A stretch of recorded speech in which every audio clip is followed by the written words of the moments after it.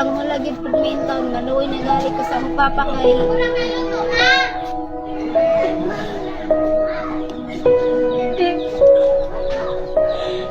Tip na lang niya. Tanan tuwing kayo. Walang imbis. Nanapa ko'y tuwa ka mangod nga. Special child. Dili makalakaw na ako dyan ko. Maing adlaw da kaninyo mga ka-OA ni ako karon mga ka-OA sa balay nila Angelica Mandag mga ka-OA. Kay pag open ako sa ako ang account gay na daghan nag-mention sa ako na gusto nila pa videohan ni si Angelica Mandag. Og niya na si Angelica Mandag mga ka-OA. Karon ni ako diri kay daghan man nag-ingon sa ako na pa videohan daw ka. Okay ra ba sa mo na videohan ka? Sige, kusgi lang palihog imong tingog na kay para madungog sa kon kay wala tay katong kuan. Oh, mura na. Ano kalay po day? Sige lang, sige. may buntag sa tanan. Ako dahil si Angelica Mandag, 23 anyos, nagpuyo sa 44 Barangay Pangailan, Santiago, Agusan del Norte. Hinaot ko sa mga tao nga dunay kasing-kasing nga matabangan ko sa akong problema na mawagpa-check up ko sa Buklan Doctors Hospital sa neurologist part sa akong pagsilig ihi-ihi. Kay dihasunod na kuha rin akong kaupat na day ko na ospital, pabalik-balik na ko, pinakalas ko dito sa Surigao. Wala gihapoy alubyo ang tanan. Ang gingon sa doktor, taas lang daw ang sugar, pero isa lang sa katas ng sugar, hindi na maingani ka. Buwang akong lawas sauna, magtimbang pa ko 40 karon 25 na lang taon. Na nang hinaot ko sa mga tao nga dunay kasing-kasing nga gigiyan sa Ginoo nga ganyan kong matabangan. Ug ang Diyos nang bahala nga mabalik sa mga blessing para sa inyo. Kay ang ako pong ginikanan wala may gusto na dito nga maulian. Kay gusto ko nga makawan ko ng eskwela, makatabang ko sa akong ginikanan. At sa man kong tao nga nanginahalan ng tabang nga makatabang ko.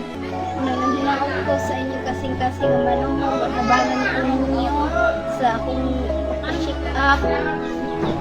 Kay walang gid pagmintaw maluoy na gali ko sa akong papa kay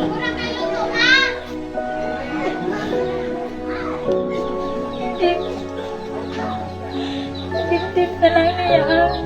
Tanan tuwing kayo. Walang imbis. Nanapa ko'y tuwa ka mangod nga. Special child. Dili makalakaw na ako dyan ko. Puntan ako sa akong papa girit-girit na pero sa tinuon.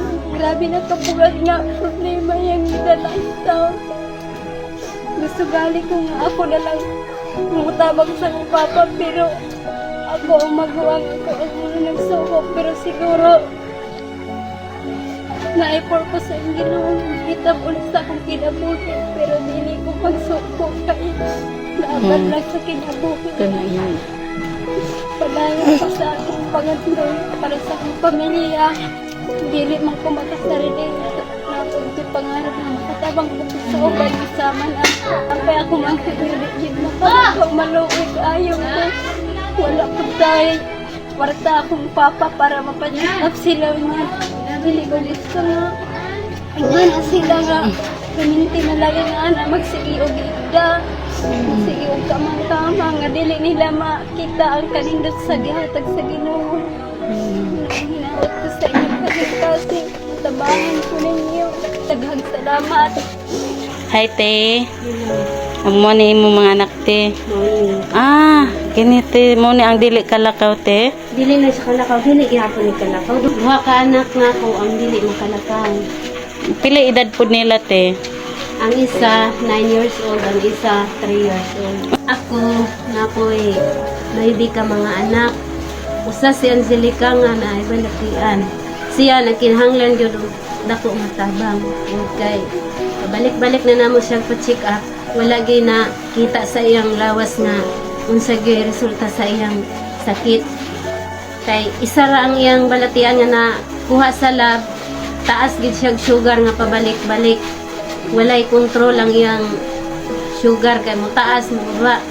Naghibog na mi unsay among ika tabang sa iya nga gami nga mga ginikanan nga siya makuan.